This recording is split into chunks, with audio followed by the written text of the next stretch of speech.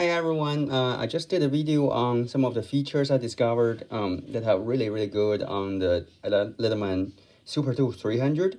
But in this video, I want to say what if Leatherman is to make another update to the SuperTool series and call it SuperTool 500. What would I really like to have on that tool? And one of the things is I wish they could just maybe update the steel on the blade.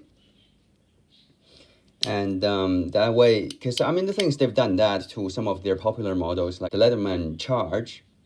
And the SuperTool actually does deserve some love as well. I think if they just improve this blade into like, I don't know, S30V or CPM 154, that would be great as well. And the other thing is, with my previous video, I already demonstrated that this blade actually with a little bit of fiddling action, you can actually open it one-handed. Obviously, the entire tool isn't designed for one-handed opening, but as you can see, if you're familiar with the tool, you can still do that with a bit of a struggle. And the thing is, Leatherman they just have to make this slightly a little bit easier to open. Like say maybe make a hole on the blade, and then this can be one-handed opening blade as well, just like you get from some of the other tools. And that'll be awesome update. That will be an awesome update. Just for emergencies only. In my previous video, I also demonstrated that this tool will actually work for your generic T-shank saws, like this one I got from a hardware store. And that's for this saw replacement socket. However, there's a couple of things that we can't do because we can't actually use the surge version to put in here because this blade is too thick and it won't fit in here. And it would be great if Leatherman just slightly tweaked that mechanism there to actually make it just so that you can actually fit in the surge ones as well. And that would be just awesome. I know they can do it because there's definitely a little bit of space here and there. The lens might be struggling because this is a little bit too long to fit in this. But obviously, you know, if they were to make an update to this tool, I really would love to see that, and they just have to do the math a little bit more. And the other thing I want to see is, I want to show you here. So if we fold this into the tool,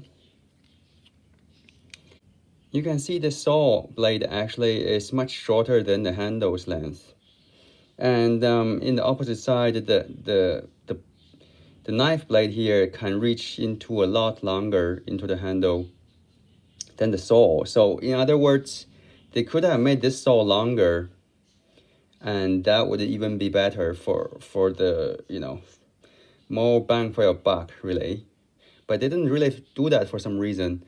And similarly, if I demonstrate this with the saw on the other end, and you can see that the kind of difference here is huge. They can fit this saw like in there, and why not make this just as long?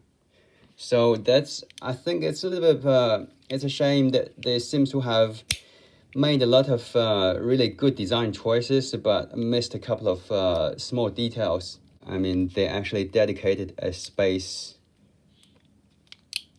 on the handle just for the lanyard hole, and they made it very big as well. See, like no one really uses lanyard hole this big, and all they had to do is simply to just drill a hole, like make the handle scale bigger and drill a hole on that, and that will be a lanyard. You don't have to make this dedicated ring in there for some reason. And the space that you allocate for this ring, I honestly think they could have put like a tweezers in there instead, or a small eyeglass screwdriver. Whatever it is better than this thing, you know, because it's huge when you actually fold it out. So if you do want to use the lanyard hole, this thing sticks out like this. And the other thing is, I think there's definitely a lot of potential with the C4 punch. So, which is this thing. So this only comes on the Leatherman 300 EOD models, but they made this replaceable. So the only other tool Leatherman actually do put on these things actually is the firearm disassembly tool, which is something that civilians probably don't normally use.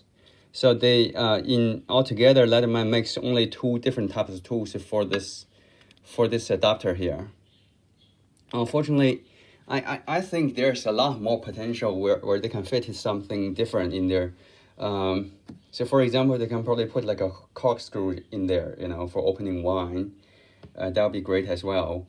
And maybe like a diamond file or something, like a cylindrical shaped diamond file. That would be good as well. So yeah, so I think Leatherman SuperTool 300 is actually one of their best deals, because this thing costs about half the price of the new Leatherman Arc, but it has so much actually to offer. The only drawback is that all the tools are only accessible from the inside. But that's to me honestly, that's not a big deal, because you know, like unless you're in a super emergency situation, you wouldn't really need like, you know, all the tools coming out. But this thing is the strongest Leatherman pliers that they ever offer. Quite possibly one of the strongest Monty tools out there.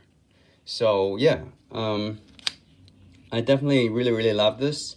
I would really love to see a new version of the SuperTool with some of these aforementioned updates. Thank you very much for watching. I'll see you next time.